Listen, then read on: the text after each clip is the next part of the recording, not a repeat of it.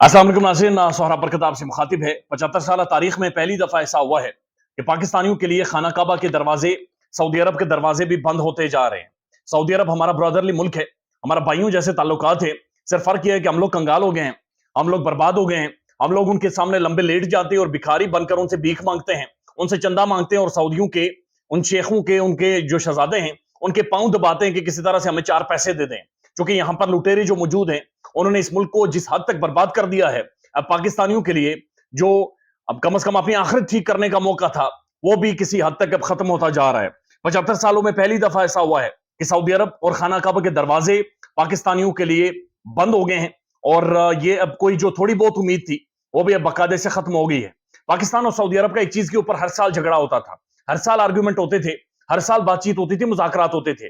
पाकिस्तान ये कहता था कि इंडोनेशिया के बाद पाकिस्तान दूसरा बड़ा मुल्क है, जो कि एक तो इस्लामी मुल्क है और दूसरा यहां से सबसे ज्यादा लोग हज करने जाते हैं। इसलिए हज के जो लोग हैं, उनके लिए जो कोटा है, जो सऊदी अरब हर मुल्क को देता है, उसमें इजाफा किया जाए, यानी 50-60 हजार का इजाफा किया जाए। जो लोग हज करने पाकिस्तान से जाएंगे, हर दफा पाकिस्तान और सऊदी अरब के आर्ग्यूमेंट्स होते थे, हर दफा ये खबरों की सुर्खी होती थी कि बाकायदा से मुज़ाकरात होते थे, हमारे उलमाए कराम जाते थे, शेखों से बातचीत करते थे।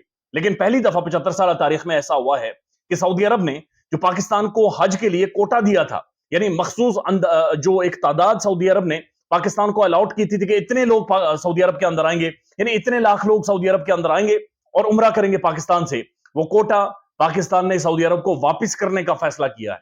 यानी वो कोटा इस दफा सऊदी अरब को पाकिस्तान वापस कर रहा है, क्योंकि यहां पर लोगों की इतनी पसली नहीं है, उनके पास इतनी इतनी औकात नहीं रही फाइनेंशियली, इतनी बसात नहीं है, इतनी दौलत नहीं है, इतने पैसे नहीं है, इतनी जमा पूंजी नहीं है गरीबों के पास कि वो जाकर हज कर सकें और सऊदी अरब के अंदर जाकर अपने गुनाहों की माफी के लिए मुकद्दस सरजमीन के ऊपर मुकद्दस मकामात के सामने रो पिट सके।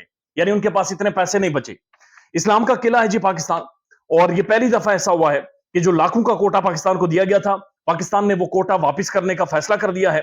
क्योंकि हजारों की तादाद में लोग ऐसे हैं जो इस वक्त उम्रा जो हज है उसकी अदायगी के लिए नहीं जा सकते। बताया जा रहा है कि कम से कम कीमत जो हज के लिए इस वक्त मौजूद है, वो तकरीबन 16 से 18 लाख रुपए है। यानी कि जो सस्ता तरीन हज आप करने जाएंगे, कम से कम फैसिलिटीज आप लेंगे, तो उसके लिए भी 16 से 18 लाख रुपए लग रहे हैं, यानी ऑलमोस्ट 2 मिलियन, 2 मिलियन आपको हज के लिए लग रहे हैं। और अगले साल ये इससे डबल या ट्रिपल हो जाएगा, क्योंकि जिस तरह के पाकिस्तानी मईशत के हालात है, तो अगले साल ये आपको पड़ेगा ऑलमोस्ट 3 से 4 मिलियन का। यानी जो कोटा सऊदी अरब देगा, अगले साल भी उससे कम लोग हज की अदायगी के लिए जा सकेंगे, सऊदी अरब में जा सकेंगे, मुकद्दस सरजमीन पर, मुकद्दस मकामात पर जा सकेंगे। ये बड़ी बदकिस्मती है, ये बड़ी कमबख्ती है, ये बड़ी एक अजीब गरीब सी चीज है कि बंद दरवाजों के पीछे फैसले, मुल्क के अंदर तजुर्बात किए गए। यहां से जहां पर मैं बैठ के वीडियो कर रहा हूं, तकरीबन 2 किलोमीटर दूर सुप्रीम कोर्ट है, पाकिस्तान की आला अदलिया। वहां पर भी एक थिएटर लगा हुआ है, एक ड्रामा लगा हुआ है कि इलेक्शन होंगे नहीं होंगे, आप बैठे हैं, फलां बैठे हैं, इलेक्शन की तारीख तय करें। मुल्क बर्बाद हो गया है, 49% महंगाई है, एक मजहबी फरीजा अदा करने के काबिल लोगों को नहीं छोड़ा, लोगों की कमर फारिग कर दी गई है, लोग बर्बाद हो गए, आटे की लाइनों में खड़े होकर मर रहे हैं। और यहां पर ये ढकोसला ड्रामा और ये थिएटर लगा हुआ है सुप्रीम कोर्ट के अंदर भी कि इंतखाबात के लिए आप बैठे, आप बैठे, अच्छा आप मुज़ाकरात कर लें, अच्छा आप कोई तारीख दे दें, हम कोई तारीख दे देते हैं।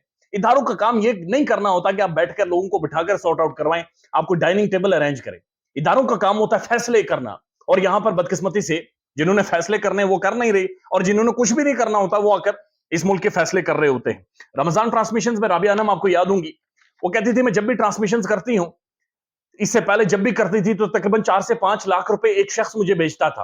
वो कहता था कि लोगों में बांट दें, और मैं 20-30 हजार रुपए बांट देती थी। इस दफा उस शख्स का फोन आया और उसने रोते हुए कहा कि राबिया अनम, अपनी रमजान ट्रांसमिशन में अगर आपको कोई पैसे दे तो बराए मेहरबानी उसमें से कुछ पैसे मुझे दीजिएगा, मैं कंगाल हो गया हूं, मेरे पास इतने पैसे नहीं है मैं बच्चों की स्कूल की फी दे सकूं। और अब ये हज का मामला, it's a shame, it's a big shame. ये शर्म का मुकाम है, ये बड़ी बदकिस्मती है इस मुल्क की कि यहां पर फैसले ठीक तरह से नहीं हुए। यहां पर जिसने कंट्रोल किया, जिसने तजुर्बात किए, उसने इस मुल्क को यहां पर ला खड़ा किया है। मुझे याद है जब मैं सिंगापुर गया, अब 4-5 कंट्रीज के टूर पर गया, तो वहां पर एक एयरपोर्ट पर मैं कॉफी ले रहा था, तो मेरे साथ एक इंडियन खड़ा था। मुझे जो कॉफी मिली वो ऑलमोस्ट $5 की थी, $5 की कॉफी थी, और जो इंडियन को कॉफी मिली वो वही कॉफी $1 की थी। क्योंकि हमारा जो रुपी है वो डिवैल्यू कर गया और भारत का नहीं की। बदकिस्मती है कि पाकिस्तान में लोग आटे की लाइनों में खड़े होकर मर रहे हैं, और अब ये जो हज, जो आखिरी उम्मीद होती है पाकिस्तानियों के पास, وہ بھی ان کے ہاتھ سے نکل گئی ہے اور ہاتھ چھڑ کر اب سارے اپنے گھروں میں بیٹھ گئے. خیال رکھیے گا اپنا. اللہ حافظ.